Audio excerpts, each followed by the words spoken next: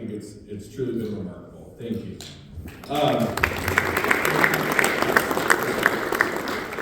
I have the honor tonight of introducing our keynote speaker, Erin Lee. Erin Lee's story hits especially close to home because it happened close to home. Just 45 minutes from where you're sitting right now, this story took place. Erin shared this story with people on Fox News, Newsmax, and I think Daily Mail. There's been a couple other national news sources where this story is hit national news. And I think it's so important that we look at what's happening at our neighbors and around our states around us, because what happens around us comes to us. And it's important that we acknowledge it and we stay vigilant of it, because we have to push back against these terrible, terrible policies. Please help me in welcoming our keynote speaker, Erin Lee.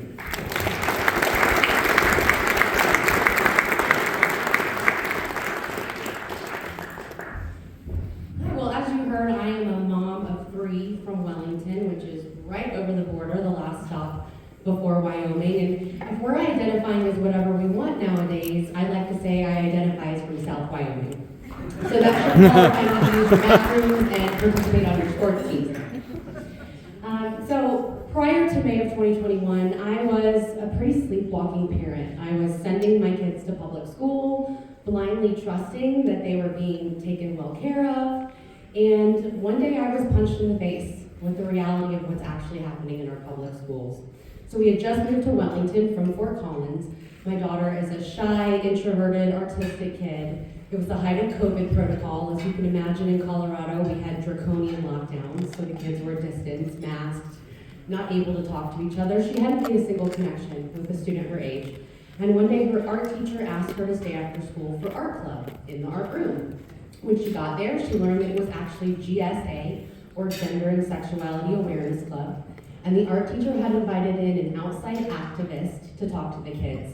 Now, this woman runs organizations in our community, one called Skittles for kids 5 to 11 to talk about gender and sex, and one called Splash for kids 12 and up. She started with her number 1 rule: what you hear in here, keep in here. She used flags to describe umbrella terms, telling the kids if they're not fully comfortable in their biological sex, that means they're transgender, and that queer is a term they can use while they're still figuring out their sexuality. And of course, my barely 12-year-old daughter identified with that definition. What 12-year-old girl is fully comfortable in her body? What 37-year-old woman is fully comfortable in their body? When she identified with it, she was given flags and stickers and bracelets and celebrated for her new proclaimed identity. This woman educated my daughter on puberty blockers and cross-sex hormones. She discussed polyamory, which as a 35-year-old woman at the time I had to Google. She discussed suicide, telling the kids that these new labels, including my daughter's new trans label, makes them more likely to kill themselves. She even went into detail about how kids their age have committed suicide.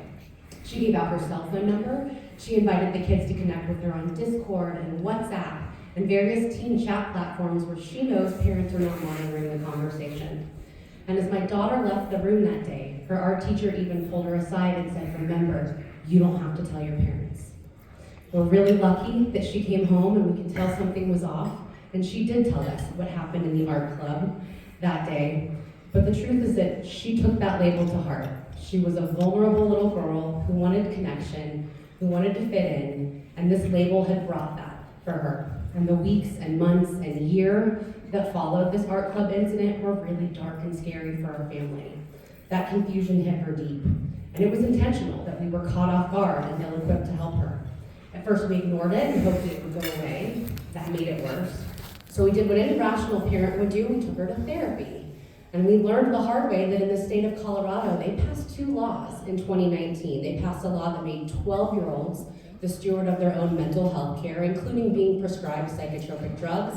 And they passed an anti-conversion therapy law, which makes it illegal to do anything other than affirm gender confusion in children. If a child presents with gender confusion, you are legally obligated as a licensed counselor to only affirm it. To me, it's akin to a young girl coming in feeling like she's fat.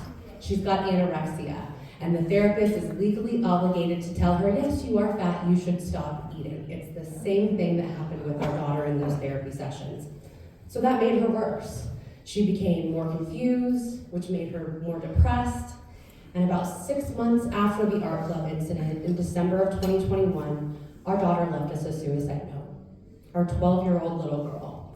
She didn't know how to live in the body that God had given her because she had been told by trusted adults that something was fundamentally wrong with who she was. So while we're fighting this battle at home, literally for our daughter's life, we're also fighting back against the people who caused this. I immediately stood before the school board, and admittedly, I didn't know what the school board did at the time. I couldn't have told you their names or any of their decisions. I now understand that school boards have a lot of authority over what our children are being influenced by. I stood before them and cried, please, I need answers. And it took 3 months before any of our 7 school board members paid me any attention. When I finally got to sit down with one of them, it turns out she has a trans child. In fact, she volunteers with the Skittles organization. She condoned everything that happened with my daughter. She believes there are infinite genders, that we should be talking to 5-year-olds about sexuality. I got to sit down with another board member who was cold and apathetic and proud of what had happened. And so it became clear to me that I wasn't supposed to find out about this. And this school board is not on my side. They have no plans to change any of their behavior.